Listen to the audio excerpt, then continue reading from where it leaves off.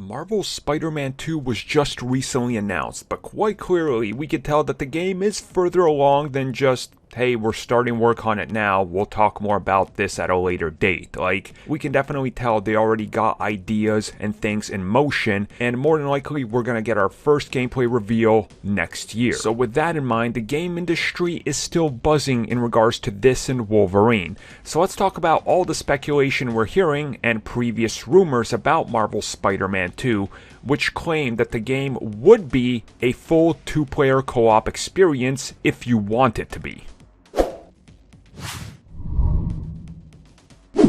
When it comes to Insomniac, they are top-tier developers in the industry. I mean, what they're able to pull off, the amount of games they're able to put out that are consistently 9 out of 10 or higher, and their long history of being groundbreaking, would it really surprise anybody that when we get our first look at real gameplay next year, that they surprise us by going, oh, see how you're playing as Spider-Man? Well, check this out. Friend picks up a controller, hits start, and they join in as Miles Morales.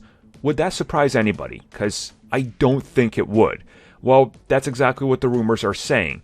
That when we get a reveal of Spider-Man 2, we are going to fully see Peter Parker and Miles Morales able to work together, perform tag team moves. That this will be if you choose it to be, a full-on co-op experience you can play the entire way through with another friend. Now, of course, this isn't a brand new rumor. It's been rumored since the end of the first game, and then more so with the second game, because there's been some interesting things that were said about development and trying to evolve the gameplay and how these two Spider-Men are partners, more so than, hey, you're my pupil and I'm your teacher. While there's still that element, we can see by the end of Miles Morales that Miles is very much his own Spider-Man that can stand his own, so it makes sense. So when people say, and when the rumors in the industry are saying that this would be a full-on co-op game, I don't see why it wouldn't be. Insomniac's always trying to evolve. They're always trying to change it up. They're always trying to add new elements and surprise people. And if you're going to have two Spider-Men in New York now, are you going to try to pull another lazy, well, Miles has got to leave now, or this has got to happen to remove him? Probably not. I honestly would not be surprised, and this is just me guessing, if maybe you could choose to play the entire game from either perspective and the story changes and the characters change, thus giving you two completely different stories while the other Spider-Man pops in and out.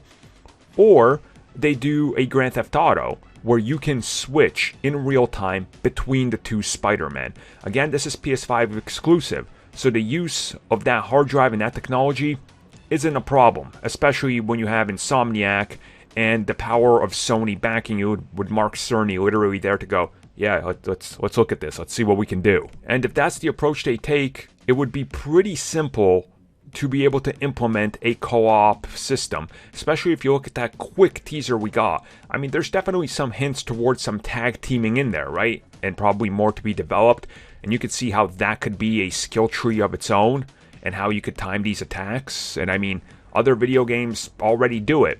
I mean, I just recently played Arkham Knight, and there's all those scenarios where you can call in your partner and then you can switch and play as them for the scenario during the main game. So why not? Why not expand that and make it something fans of any Spider-Man can experience from any angle?